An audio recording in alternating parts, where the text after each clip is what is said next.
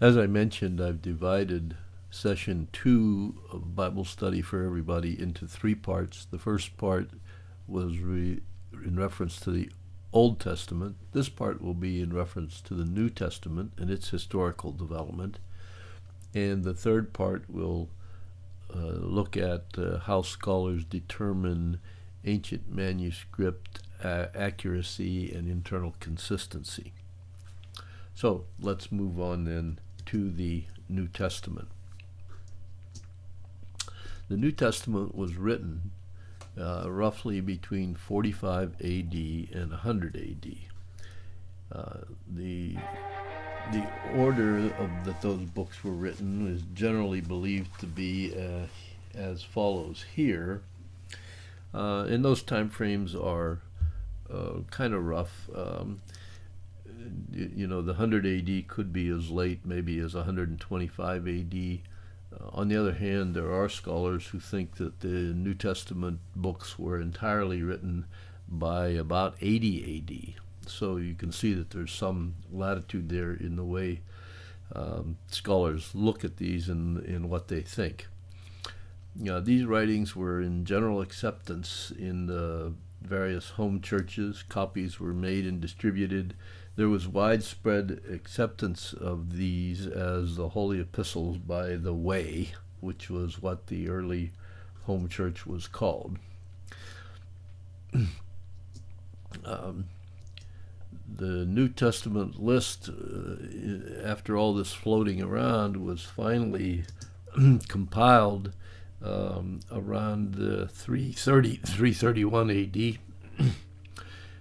That included the books of the Apocrypha, and we'll talk more about the Apocrypha later on. I've already mentioned it in session 1. The Apocrypha appears in Bibles used by the Roman Catholic Church and the Orthodox Bible. And there were 27 books plus the Apocrypha in the list that was compiled in 331, exactly the same 27 books that we now have in our New Testament. The Council of Laodicea established the New Testament canon.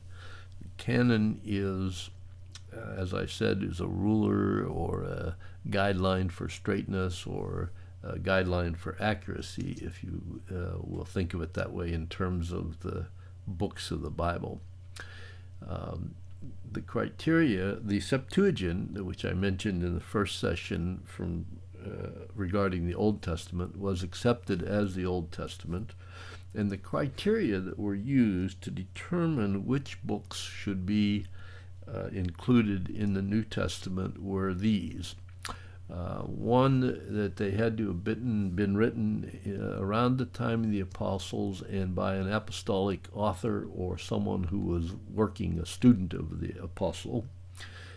They had to be in widespread usage throughout the church in that day, and they had to have a consistent message or a doctrine that was aligned with the apostles' teaching. These criteria, you can see, would mean that the canon, the New Testament canon, is closed, because anything occurring later would not have been written by an apostle or under the tutelage of an apostle, and would not have been in widespread usage throughout the church, the early Christian community, even whether or not the doctrine or the message was consistent with the apostles' teaching. So the canon is considered to be closed. So that's kind of how the New Testament came about. In 367 AD, the first listing of just the 27 books of the New Testament, I mean, we have a listing from that date. In 390 AD, the Bible was translated into Latin by Jerome, who was a church father. That translation is called the Vulgate, V Victor Ulgate, and it is rather widely recognized. And you'll see it in references in the beginnings of Bibles. The Vulgate had 27 books of the New Testament, 39 books of the Old Testament, and 14 books of the Apocrypha. In 397, that canon was officially labeled complete. we had a little bit of a Bible quiz at that point. I've already shown you that in ancient Greek there were no spaces, no lowercase, no uppercase, just one case, or no punctuation. That didn't occur until several centuries after Christ died and after these books were floating around. Chapters, when were chapters added? They were added in the 13th century by Stephen Langdon, who later became a Catholic archbishop. Verses were added in the 16th century from what I've read, by a French printer whose name was Robert Estienne. Decided there should be verses in there. In 1384, John Wycliffe produced the first English translation of the Bible, and that came from the Vulgate, which was the Latin translation. It wasn't until 1546 in the Council of Trent that the Roman Catholic Church actually canonized the Apocrypha.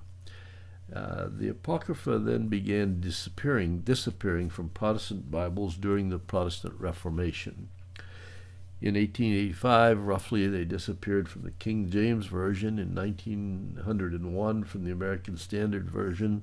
I read one story that said that the American printers realized that if they did not include the Apocrypha, nobody seemed to notice, and they could, of course, charge the same and have to print less.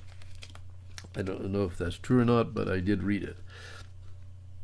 So that is kind of, in a nutshell, the way we got the present New Testament that the Protestant churches and Protestant Bibles use. Next, part 3 of this lesson will be looking at the ancient manuscript accuracy and reliability and its internal consistency.